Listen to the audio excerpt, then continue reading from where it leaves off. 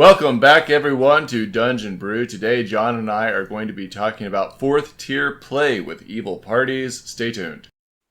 Welcome to Dungeon Brew.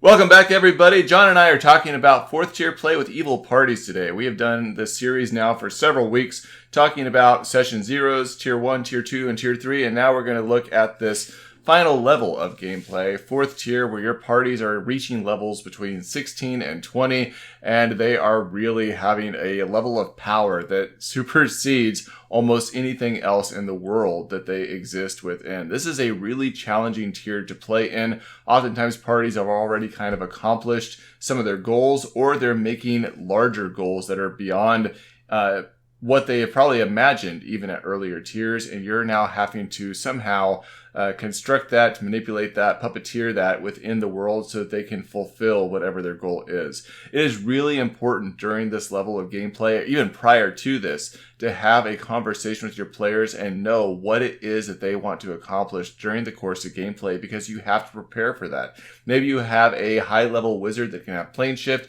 and if they decide they just want to jump down to the 3rd level of the 9 hells today, you have to be ready to have that during the gameplay session to send them there. But you need to have those conversations. You need to know what it is that they want to accomplish, what they want to do, so that you can somehow strategically put that together to have your game session ready. Right, and not just one conversation either. I mean, these might almost be a weekly thing, depending on how your gameplay is progressing, that you're having conversations and saying, all right, what's on the agenda? What are short-term goals? What are long-term goals for the things that you want to do?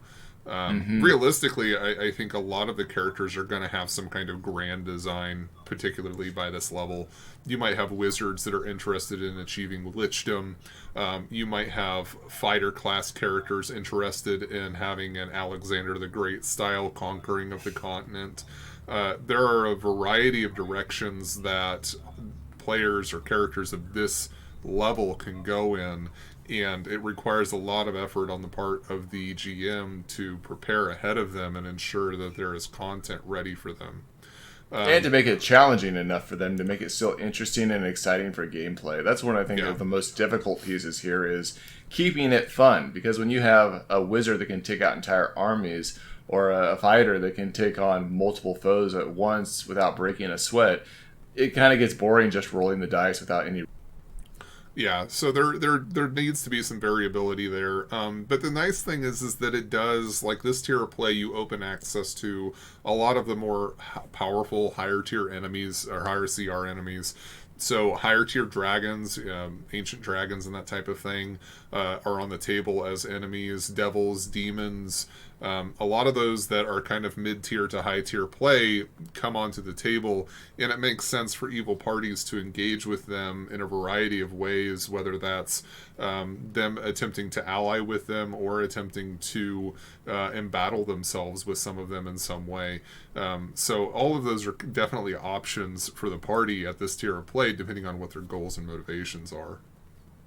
So through the course of us doing these videos, we've been talking about a scenario that we've kind of been playing out of what may have occurred if the party, had aligned with a duke, overthrew the duke, took the power of that area, and then moved into 4th tier play. As John talked about last time, we're looking now at like world level, global level type of gameplay, maybe even moving into alternate universes type of gameplay at this level. So if we were to work with that scenario, what's something that you would like to play with right now, John, in terms of the players have defeated the Duke, they've taken over the area, they're now ruling over the nation, so to speak. What conceptualization might you as a DM put together for them if we were to play through that scenario? So this scenario might be a situation where it is defending what they've got, at least initially. So they have conquered the region, or they've conquered a nation, and they have put themselves into power. So the initial aspect of that might be other nations, other good nations that are in that world might try and form an alliance to overthrow them. And say, listen, you're evil people and you're running this evil nation. The laws you put in place are inhuman and things like that. And so they actively try and overthrow that. It might be a situation where some of the terrible things that they have done have gained the attention of a good deity of some kind, and the deity is trying to form some kind of alliance of good clerics or good paladins or good people in order to overthrow the evil, at which point it might be a situation where you're dealing with this kind of heaven and hell type embattlement, which is definitely tier appropriate, even if it does sound a little bit crazy. But at that point where you have celestials potentially being thrown into the mix, you might also have the party members starting to try and ally themselves with extraplanar creatures like devils and demons in order to try and counteract the power that is being thrown against them so that they can maintain what they've got. And like we mentioned here at the start of the video, it's also possible that they have their own motivations. Wizards achieving lichdom, other characters achieving godhood in some way, if that's something that you want to put on the table for them. We can go back and look at like Raistlin Mahir, who was attempting to overthrow Takesis and become a god himself. So it's definitely a high tier play. It makes sense for this tier of play, and if it's something that you're up for, you can definitely put that in front of the players as possible options for them as well. Yeah, I like all of those options. I think it's a lot of fun to play at this tier. It's very challenging sometimes for players, especially if you have new players that are there that have not gotten to high levels before, because there are so many moving pieces that come with it in terms of the number of spells you have or abilities you have to be able to really answer to the threats that are coming in. So one of the things that I like to do when I come into this type of tier of play is to introduce things slowly so they can really play with these new abilities and these new spells at this level. I mean, when I think of gameplay, especially in tabletop gaming, D&D, you spend a lot of time sometimes playing first through 15, first tier through third tier games. And so, like you mentioned in the last video, sometimes games end at third tier because goals have been accomplished and they're ready to move on to another campaign. So once you get into this high tier, fourth level tier play, letting your characters really play with abilities and explore their characters a little bit in level, 16, 17 before really bringing the Celestials down on top of them might be helpful so they can get used to these characters and playing at this level. Yeah, and that's why I think that something along the lines of, the unified nations are coming against you at 16th, 17th level where they're trying to defend what they've got, and then 18th, 19th, 20th is where you start dealing with this interplanar warfare type stuff. And also, when you get 20th level, like post 20th level, there's not a whole lot of support in 5th edition for this, but there are the boons and blessings potentially that you can take out of the DMG in order to provide those to the players as they get post level 20.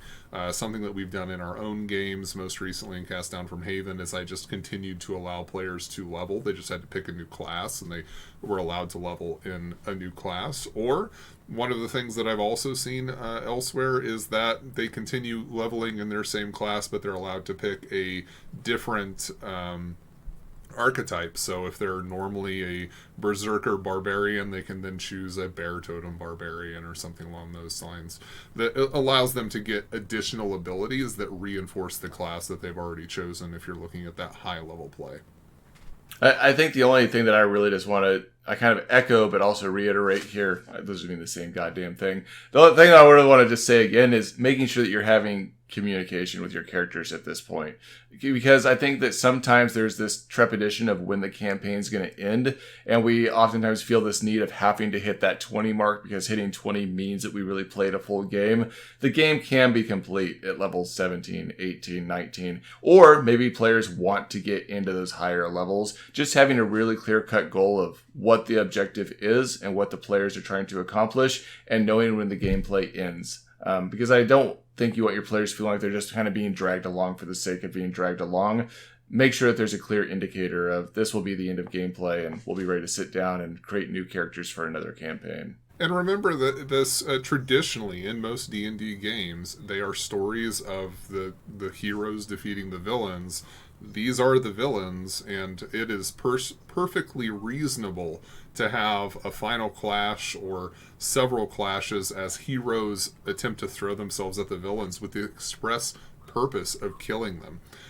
They're going to, if the villains have become, if the characters have become global level or interplanar level villains, there's no reason why the heroes of good are not going to come fully equipped with magical items specifically built to kill them. Those can be very interesting and exciting battles that can culminate or end the campaign, which do give that sense of, has the villain won or has the villain been defeated? And in this case, the villain just happens to be the character party that was put together that started out so simply, trying to rob a tavern keeper in the village and ultimately are attempting to achieve godhood or some other kind of power. Sorry, I'm over here having like an existential crisis all of a sudden. I'm trying to remember the last campaign we completed where we were victorious. I feel like I've died in all of our last campaigns. Yeah, well, you guys keep playing evil people, or somebody in the group plays evil, and then, death is certainly a possibility in those scenarios, which, again, I think is a really good point to bring forward to the group as a whole, is that when you're playing evil, generally the goal of good is to eradicate evil, which is kind of interesting to think about, because it seems like an evil outcome, right? Like, good is only interested in murdering evil, but by and large, that's kind of the motivation of a lot of those good directed campaigns. Whereas the villains, they're interested in global destruction, but they generally have other motivations other than just murdering everyone. All right. Anything else you want to add on this series before we call it quits? I don't think so. This is, for evil parties, it really is. It's about communication. It's about talking with your party. It's about having those conversations frequently, whether you're in session 0 or any of the tiers of play. And I think that so long as you maintain open lines of communications with this type of play, I think that you're going to have a good time with it. Just make sure that those conversations occur frequently, so that when there's anything that might be construed as negativity going one way or another, either between between players or between the GM and players, you're able to head that off as quickly as possible, so that everybody still enjoys the gameplay at the end of the day. All right. Thank you guys so much for joining us again on Dungeon Brew, and we'll see you next week in the next video. Dungeon Brew.